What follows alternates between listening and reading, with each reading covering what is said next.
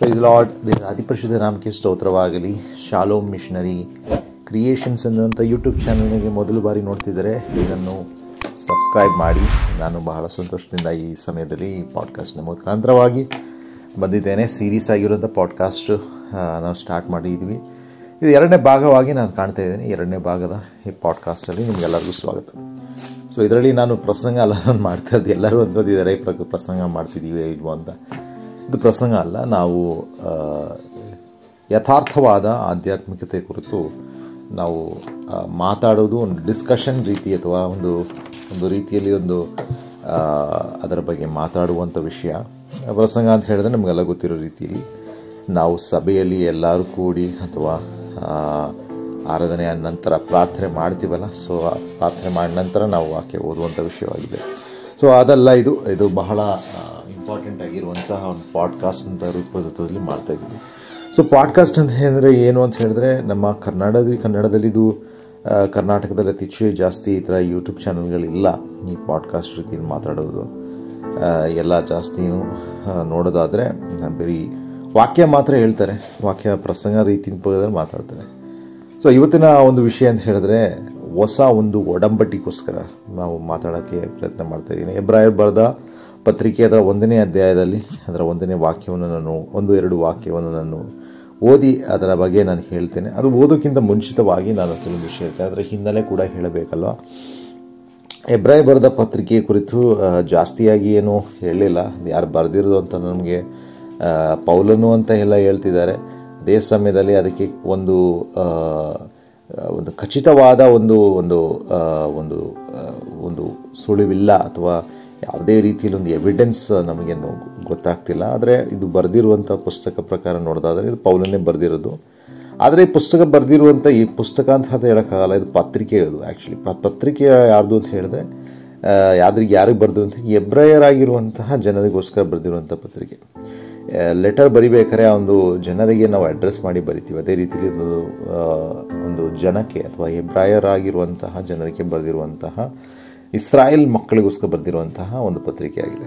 ಅದರಲ್ಲಿ ನಾವು ಅನೇಕ ವಿಷಯ, ಯೇಸು ಯಾರು ಅನ್ನುವಂಥದ್ದು ಕುರಿತು ಇಲ್ಲಿ ಬರೆದಿದೆ. ನಾವು ಯೇಸು ಯಾರು, ಯಾವ ರೀತಿಯಲ್ಲಿ ನಮ್ಮನ್ನು ನಡೆಸಿದ್ದಾರೆ, ಯಾವ ರೀತಿ ನಮ್ಮನ್ನು ಬಲಪಡಿಸಿದ್ದಾರೆ, ಯಾವ ರೀತಿ ನಮ್ಮನ್ನು ಪಾಪದಿಂದ ಬಿಡುಗಡೆ ಮಾಡಿದ್ದಾರೆ ಎನ್ನುವಂಥ ರೀತಿಯಲ್ಲಿ ನಾವು ಇದನ್ನು ನೋಡ್ಬೋದು. ಇದೊಂದು ವಿಶ್ಲೇಷಣೆ ಅಂತ ಹೇಳಿದ್ರೆ, ನಾವು ಇತ್ತೀಚಿನಲ್ಲಿ ಸಭೆಗಳಲ್ಲಿ ನಾವು ಏನು ಮಾಡ್ತೀವಿ ಅಂತ ಹೇಳಿದ್ರೆ,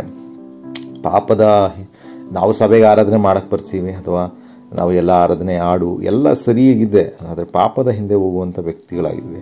ಅದೇ ಪ್ರಾಬ್ಲಮ್ ಆಗ್ತಾ ಇರೋದು. ಅದಕ್ಕೆ ಪಾಪದಿಂದ ಬಿಡುಗಡೆ ಆಗಬೇಕು.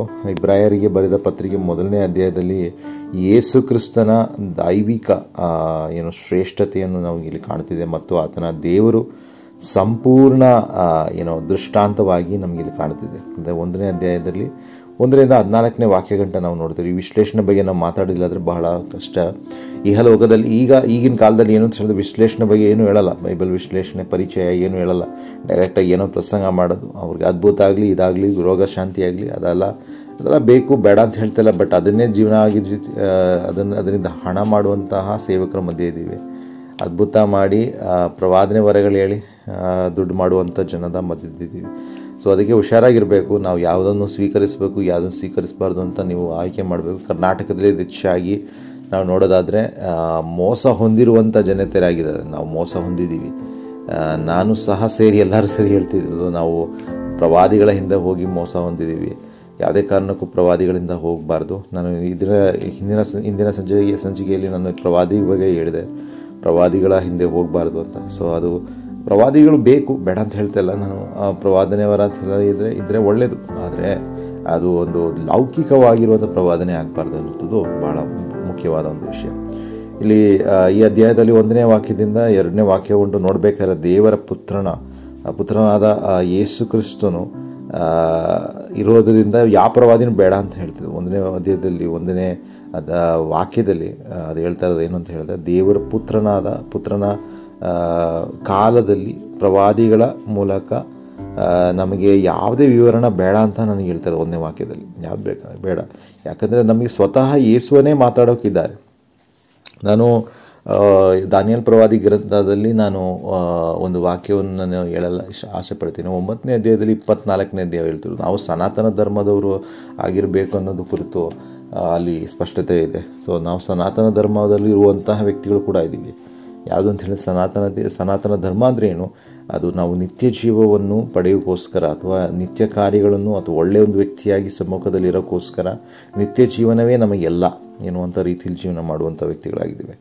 ಸೊ ಆದ ಕಾರಣ ಈ ವಿಶ್ಲೇಷಣೆ ನಿಮ್ಗೆ ಅರ್ಥ ಮಾಡ್ಕೋಬೇಕು. ನಾವು ಈ ಒಂದು ವಿಷಯದಲ್ಲಿ ಈ ಅಧ್ಯಾಯವನ್ನು ಯೇಸುವನ್ನು ದೃಷ್ಟಾಂತವಾಗಿ ತೋರಿಸ್ತಿದೆ. ದೇವದೂತರಿಗಿಂತ ಶ್ರೇಷ್ಠದಾಗಿದೆ ಅಂತ ಹೇಳೋದು ಎನ್ನುವಂಥ ವಿಷಯವಾಗಿ ಇಲ್ಲಿ 3-4 ವಾಕ್ಯಗಳು ಓದೋದಾದರೆ ನಮ್ಗೆ ಗೊತ್ತಾಗ್ತದೆ. ಯೇಸುವಿನ ದೈವಿಕ ಸ್ವರೂಪವನ್ನು ನೋಡ್ತಿದ್ದೆ 3-4 ವಾಕ್ಯದಲ್ಲಿ ಓದಬೇಕಾದ್ರೆ ಯೇಸುವಿನ ದೈವಿಕ ಸ್ವರೂಪ ಮತ್ತು ಆತನ ಕಾರ್ಯಗಳು ನೋಡ್ತಾ ಇದ್ವಿ. ದೇವರ ಸ್ವರೂಪವನ್ನೇ ನೋಡಬೇಕು. ಸೊ ನಾವು ಈ ಲೋಕದಲ್ಲಿ ನಾವು ಪ್ರವಾದಿಗಳ ಹಿಂದೆ ಅಥವಾ ಯಾವ್ದಾರ ಸೇವಕರ ಹಿಂದೆ ಹೋಗೋದಲ್ಲ. ಅವ್ರು ಬೇಕು ಬೇಡ ಅಂತ ಹೇಳ್ತಿಲ್ಲ. ನಿಮ್ಮ ಸಭೆ ಪಾಸ್ಟರ್ಗಳಿಗೆ ಗೌರವ ಕೊಡಬೇಕು, ನೀವಿರುವಂಥ ಸಭೆಯಲ್ಲಿ ನೀವು ನಂಬಿಗಸ್ಥರಾಗಿರಬೇಕು, ಪ್ರವಾದನೆ ವರಗಳನ್ನು ಸ್ವೀಕರಿಸಬೇಕು, ಅದು ಬೇಡ ಅಂತ ಹೇಳ್ತಲ್ಲ. ಆದರೆ ಏನಾಗ್ತಿದೆ ಅಂತ ಹೇಳಿದ್ರೆ ನಮ್ಮ ಲೌಕಿಕ ವಿಷಯದಲ್ಲಿ ಅವರೇ ಸ್ವಯಂ ಪ್ರೇರಿತವಾಗಿ ಅನೇಕ ಪ್ರವಾದನೆ ವರೆಗೆ ಹೇಳೋದು ಬಹಳ ನೋವಿನ ವಿಷಯ. ಅದನ್ನು ಸ್ವಯಂ ಪ್ರೇರಿತವಾಗಿ ಅಲ್ಲ, ದೈವಿಕವಾಗಿ ಹೇಳಬೇಕು, ಆಧ್ಯಾತ್ಮಿಕವಾಗಿ ಹೇಳಬೇಕು. ಯಾವುದೇ ಕಾರಣಕ್ಕೂ ಒಬ್ಬರನ್ನ ಪಾಪಕ್ಕೆ ಬೆಳೆಸೋದಲ್ಲ ಅವ್ರು ಮಾಡೋದು. ಸೊ ಈ ಕಾಲದಲ್ಲಿ ಪಾಪದಿಂದ ಬಿಡುಗಡೆ ನಾವು ಅನುಭವಿಸಬೇಕು. ಆದ ಕಾರಣ ಈ ಒಂದು ವಾಕ್ಯದಲ್ಲಿ ನಾವು ನೋಡ್ತಾ ಇದ್ದೀವಿ. ಸೊ ಇದೇ ವಿಷಯವಾಗಿ ನಾನು ಮುಂದಿನ ಸಂಚಿಕೆಯಲ್ಲಿ ಮಾತಾಡ್ತೀನಿ. ಸೊ ನಮ್ಮ ಮೊದಲನೇ ಇವತ್ತಿನ ವಿಷಯ ಏನಂತ ಹೇಳಿದ್ರೆ ನಾನು ಹೇಳ್ತೀನಿ, ನಾವು ಆಧ್ಯಾತ್ಮಿಕ ಜೀವಿತದಲ್ಲಿ ಈ ಹೆಬ್ರಾಯ ಬರೆದ ಪತ್ರಿಕೆಯ ಪ್ರಕಾರವಾಗಿ ನಾವು ಮೊದಲನೇ ಅಧ್ಯಾಯ ನೋಡಬೇಕಾದ್ರೆ ದೇವರ ವಾಕ್ಯವನ್ನು ನಾವು ಓದಬೇಕು. ಅದೇ ಸಮಯದಲ್ಲಿ ನೋಡೋದಾದರೆ ಅಲ್ಲಿ ದೈವಿಕವಾದ ದೇವರ ವಾಕ್ಯದ ಸಂಪೂರ್ಣತೆಯನ್ನು ಕಾಣ್ತೇವೆ. ಯೇಸು ಕ್ರಿಸ್ತನು ಬಂದಿದ್ದ ಕಾರಣ ಏನು ಅದನ್ನು 1-2 ವಾಕ್ಯದಲ್ಲಿ ನೋಡ್ತಾ ಇದ್ದೀವಿ. ಮತ್ತು 3-4ನೇ ವಾಕ್ಯದಲ್ಲಿ ನೋಡ್ತಾ ಇರೋದು ಅಂತ ಹೇಳಿದ್ರೆ ದೈವಿಕವಾದ ಯೇಸುವಿನ ದೈವಿಕ ಸ್ವರೂಪವನ್ನು ನೋಡ್ತಾ ಇದ್ದೀವಿ. ಅದೇ ಯೇಸು ಆ ದೇವರೇ ಸ್ವತಃ ಮನುಷ್ಯನ ರೂಪ ತಾಳಿ ಮನುಷ್ಯ ಕುಮಾರನಾಗಿ ಬಂದಿರುವಂಥ ಯೇಸುವಿನ ಕುರಿತು ದೈವಿಕವಾಗಿ ಸ್ವರೂಪವನ್ನು ಹೇಳ್ತಿದ್ದಾರೆ. ಆತ ನಮ್ಮಲ್ಲಿದ್ದ ಒಂದು ವ್ಯಕ್ತಿಯಾದರೂ ಪಾಪವನ್ನು ಪಾಪ ಮಾಡಲಿಲ್ಲ, ಪರಿಶುದ್ಧನಾಗಿದ್ದನು, ಪಾಪಕ್ಕೆ ವಿರೋಧವಾಗಿದ್ದ ವ್ಯಕ್ತಿಯಾಗಿದ್ದನು. ತದನಂತರ ಈ ಲೋಕದಲ್ಲಿ ನಮಗೋಸ್ಕರ ಪ್ರಾಣವನ್ನು ಕೊಟ್ಟಿದ್ದ ಯೇಸುವನ್ನು ನಾವು ಪ್ರೀತಿಸೋಣ. ನಾವು ಲೋಕದಲ್ಲಿ ಇರುವಂಥ ಯಾವುದೇ ವಿಷಯವನ್ನು ನಾವು ಪ್ರೀತಿಸದೆ ಯೇಸುವನ್ನೇ ಪ್ರೀತಿಸಿ ನಮ್ಮ ಮುಂದೆ ನಡೆಯೋಣ.